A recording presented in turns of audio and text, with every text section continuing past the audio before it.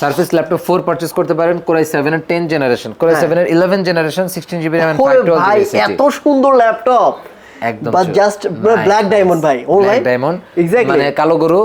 Price হচ্ছে মাত্র 78,000 টাকা। হ্যাঁ। এন্ড আপনি যদি 32 জিবি RAM হ্যাঁ। এন্ড 1 টিবি এসএসডি পারচেজ করতে চান, হ্যাঁ, প্রাইস হ্যাঁ, হচ্ছে মাত্র 1,15,000 টাকা। Next and one. আপনি যদি কোরাই 7 এর 10 জেনারেশন পারচেজ করতে চান, अवेलेबल আছে, প্রাইস হচ্ছে মাত্র 75,000 টাকায় আপনি 16 GB RAM and 512 GB SSD Core i 7 এর 10 জেনারেশন সারফেস ল্যাপটপ 3 পারচেজ করতে পারেন। ভাই, এন্ড পুরো আপনি matter। কোরাই 5 এরটা পারচেজ করতে পারেন, এটা কিন্তু 15.6 ইঞ্চিটা।